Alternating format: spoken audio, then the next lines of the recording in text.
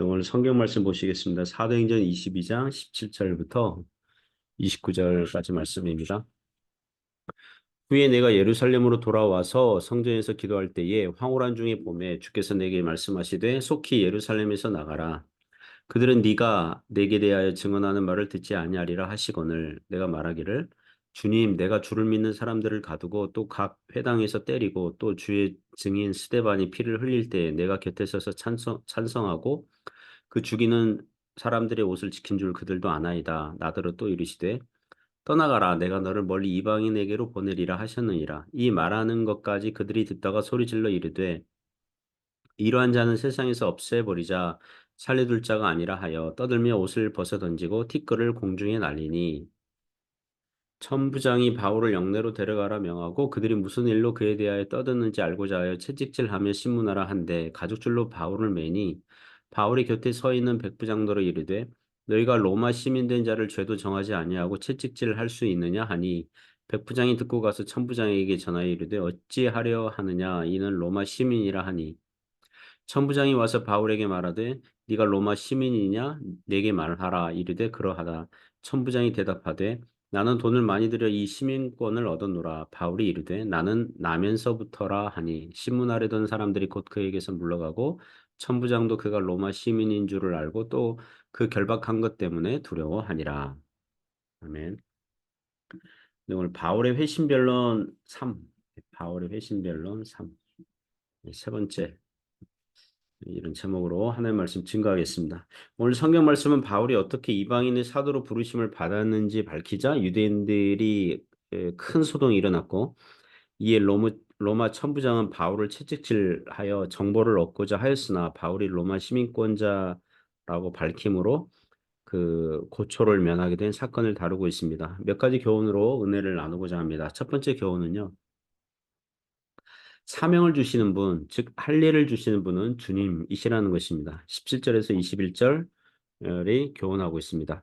17절에 바울은 예루살렘으로 돌아와서 성전에서 기도하는데 황홀한 중에 주님을 보게 되었다. 이렇게 간증하고 있습니다. 이 사건은 바울이 다메섹 도상에서 회심하고 약 3년이 흐른 후에 예루살렘 성전으로 돌아온 때를 얘기합니다. 사도행전 9장 26절에서 30절 그 내용이 나옵니다. 이 장면에서 알 수 있는 것은 사도 바울은 예루살렘 성전에서 기도하고 있었다는 거예요. 바울은 성전에서 비록 구약 시대처럼 제물을 드리고 제사를 드리진 않았지만 기도는 드렸다는 것입니다. 그래서 바울은 성전을 무시한 적도 없고 존중하지 않은 적도 없었다는 거예요. 게다가 성전에서 기도하다가 18절 보니까 황홀한 중에 주님을 보는 신비한 체험을 합니다. 이것만 봐도 바울이 성전을 비방하거나 성전을 더럽힌다는 비난은 성립이 되지 않는 것입니다. 하지만 이때 바울은 유대인들을 전도하겠다는 사명감으로 불타 있었던 것 같습니다. 19절 20절 보시면 바울이 주를 믿기 전에 나사렛 예수파 사람들을 가두고 각 회당에서 때렸다. 또 주의 증인 스데반이 피를 흘릴 때 바울이 곁에 서서 찬송하고 그 죽이는 자들의 옷을 지킨 줄을 유대인들이 다 알고 있습니다. 이게 무슨 뜻이냐면 한때 바울 자기도 열성파 그 유대인들처럼 행했다는 것을 유대인들이 잘 알고 있으니까 자기와 같은 사람이 이제 나사렛 예수파가 되었다 그러면 예수님 믿는 사람이 되었다 그러면 그런 사람의 말을 유대인들이 들어보려고 할 것이다. 이런 계산이 바울에게 있었습니다. 그러나 18절에서 주님은 황홀한 중에 나타나셔서 속히 예루살렘에서 나가라. 그들은 네가 내게 대하여 증언하는 말을 듣지 아니하리라. 이렇게 하신 겁니다. 바로 이 지점에서 바울이 인간적인 계획과 주님의 사용 계획이 서로 부딪히는 거예요. 바울이 예루살렘에서 유대인들을 전도하려는 계획, 그 생각 좋은 것입니다. 주님의 선하신 뜻 안에 있는 것입니다. 하지만 그때 바울에게는 아니라는 거예요. 바울이 놓치고 있는 게 있습니다. 열성파 유대인으로 살았던 바울이 회심해서 예수님을 전하면 유대인들이 궁금하고 호기심에 바울의 말을 듣는 게 아니라 도리어 배신자 낙인을 찍어서 더욱 미워하고 죽이려고 할 거라는 거예요. 실제로 그렇게 했습니다. 복음서에서 집안 식구가 원수라는 말이 있습니다. 그 말은 가장 가까운 혈육이라도 복음 때문에 사이가 나빠지고 멀어질 수 있다는 뜻에서 주님께서 하신 말씀입니다. 집안 식구 하나가 예수님을 믿으면 나머지 집안 식구들이 예수님을 먼저 믿게 된 가족의 말을 듣는 것이 아니라 원수 취급할 수 있다는 것입니다.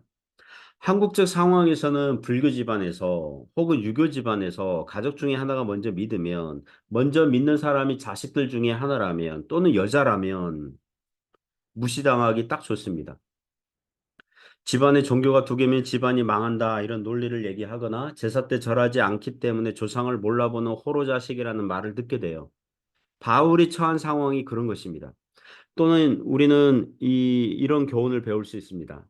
신자들이 자신이 쌓는 분야가 있는데 어, 내가 하고 싶어 하는 내가 섬기고 싶어 하는 분야를 섬기는 게 아니라 주님께서 섬기라고 하신 분야를 섬겨야 한다는 것입니다.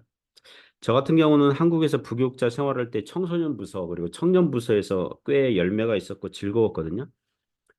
근데 그 어느 한 교회에서는 청년부에서 사역할 수 있는 기회가 있었는데 그 담임 목사님이 청년들과 가까이 지내는 것을 싫어했습니다. 청년부 사역자는 청년들과 가까이 지내야 되거든요.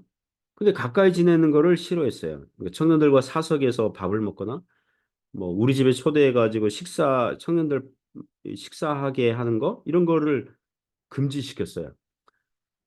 왜냐하면 그 교회는 전임 그 청년부 목사가 교회와 분쟁을 해서 자기를 따르는 청년들을 데리고 나가서 2, 30명 데리고 나가서 개척교회를 세워버린 그런 경험이 있기 때문에 그런 상처가 있기 때문에 그 후임 청년부 목사들이 청년들과 가까이 지내는 것을 교회 차원에서 그렇게 금지시켰어요. 그래서 사역을 하되 그렇게 즐겁게 못했어요. 그렇게 부교육자 생활하다가 해주에 왔는데 해주에는 아예 20대 청년들이 없어요. 제 느낌이 뭐냐 하면 나는 청년들과 코드가 맞고 잘 어울리는데 주님께서는 내 주변에서 내가 섬기는 교회에서 청년들을 붙여주시지 않는구나. 그래서 뭘 깨닫고 뭘 배우냐 하면 사역자는 자기가 좋아하는 분야를 선택해서 섬기는 것이 아니라 주님께서 섬기라고 주신 분야를 섬겨야 한다는 것입니다. 그런 일이 바울에게 일어난 것입니다. 바울은 주님을 설득하면서 기도했습니다. 주님, 저는 유대인들 사역하는 게 저에게 맞아요. 내가 열성파 유대인 보수 꼴통 출신이기 때문에 유대인들을 잘 알아요. 그러나 주님께서 바울을 보내시는 곳은 어디입니까? 21절 보면 나더러 또 이르시되 떠나가라 내가 너를 멀리 이방인에게로 보내리라 하셨느니라. 주님은 바울을 유대인들 전도하는 사도가 아니라 물론 바울이 전도 여행을 가는 곳마다 유대인 회당에 가서 전도를 먼저 했지만 주로 유대인들이 반대를 하거든요. 가는 곳마다.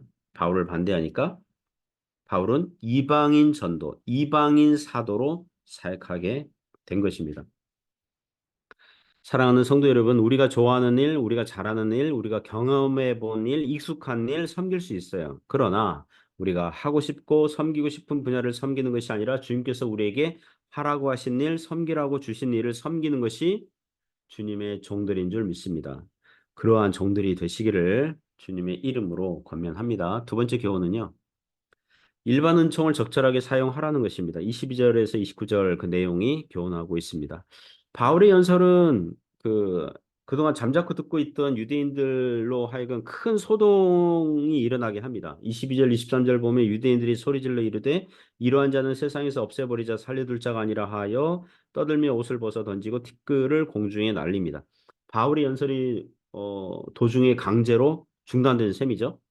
아마도 바울은 계속 그 연설을 했다면 자신의 입장을 변론했다면 그렇게 자기는 유대인들과 성전과 율법을 존중하면서 자기가 가는 곳마다 유대인 회당에 가서 유대인들에게 먼저 복음을 전하였다고 말하려고 했을 거예요.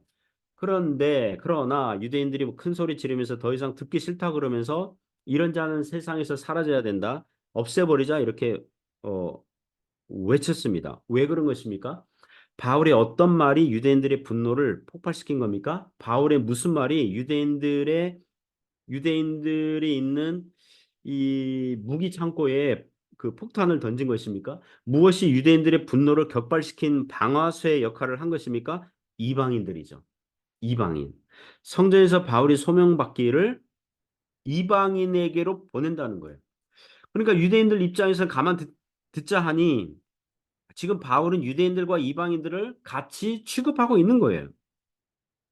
예수님 믿기 전에 회심하기 전에 있는 사람은 유대인이든 이방인이든 동일하게 취급하고 있는 거예요. 모두 동일한 죄인들로 규정하고 있는 거예요. 그래서 유대인들의 조상들의 하나님이 바울을 선택해서 유대인들이 아니라 이방인들에게로 보낸다고 그러니까 감히 선택받은 민족 유대인들을 저 율법을 모르는 저 개 같은 이방인들과 같이 도매금으로 취급하다니 폭발한 것입니다. 우리 조상들의 하나님이 바울을 이방인에게로 보낸다고? 유대인들이 아니라 폭발하는 거죠. 그래서 더 이상 듣지 않고 바울을 죽이고자 더욱 큰 소동이 일어난 것입니다. 이에 천부장은 바울은 영내로 데려가서 필시 바울이 무슨 큰 죄를 저질렀나 보다. 그래서 채찍질해서 즉 고문해서 정보를 얻고자 합니다. 그러나 바울이 이전에는 빌립보에서 매질을 당한 후에 로마 시민권자라고 밝혔었는데 이번에는 채찍질을 하기 전에 로마 시민권자라고 밝힙니다. 이 채찍질이 어마무시한 채찍질이라고 하더라고요. 예수님께서 그 십자가에 가시기 전에 채찍질 당하셨잖아요. 그 동일한 채찍질이죠. 이 채찍에 그 납이나 납조각이나 뭐 무슨 그 가축 뼈 조각 이런 거를 설치해 가지고 때려가지고 살점도 뜯어내게 하는 아주 무시무시한 이 고문 방법이었는데 로마 시민권자는 재판에서 유죄 선언 받기도 전에 채찍질 같은 고문을 할 수 없는 것이 그 당시 법이었어요. 로마 법이었어요. 재판을 통해서 유죄 선언된 자를 채찍질할 수는 있지만 정식 재판도 없이 죄인으로 정죄되지도 않았는데 채찍질할 수는 없어요. 그 말을 백부장이 천부장에게 전달했고 천부장은 바울이 정말 로마 시민권자인지 확인하려고 왔죠. 그래서 자기는 돈을 많이 들여서 이 시민권을 샀다. 이렇게 뇌물을 많이 줘서 샀다 이거죠.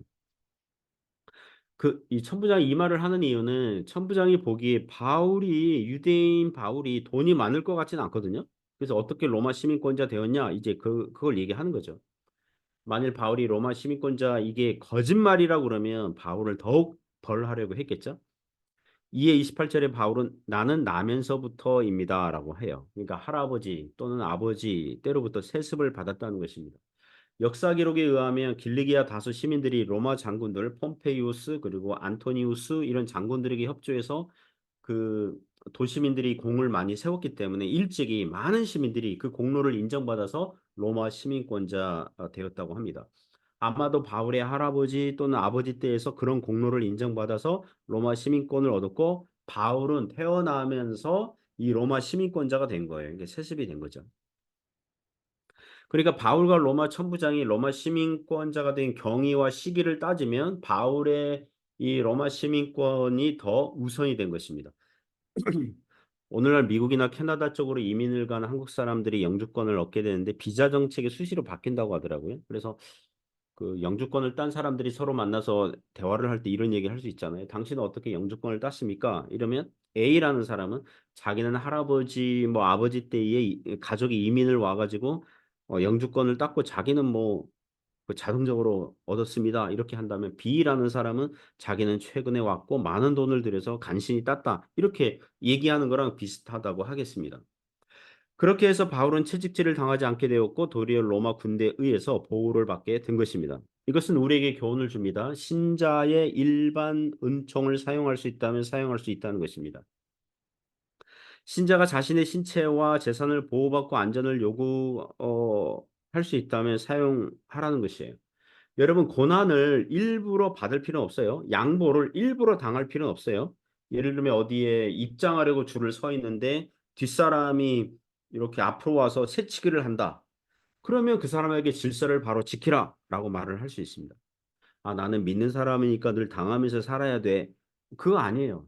누가 우리에게 재산상의 손해를 끼치고 사기를 쳤다면 이게 다 이런 일 벌어진 것도 다 주님의 뜻이야. 이렇게 포기하는 게 아니라 최선을 다해서 사회가 바르게 질서와 법이 작동되도록 그 사람에게 손해를 갚으라고 법적인 조치를 할 수 있습니다. 그건 역시 신자된 자로서 사회를 위해서 섬기는 영역인 것입니다. 지혜와 상식을 사용하는 하는 것도 하나님의 은혜 안에 있다는 것입니다. 이런 은혜가 있기를 주님의 이름으로 축복합니다.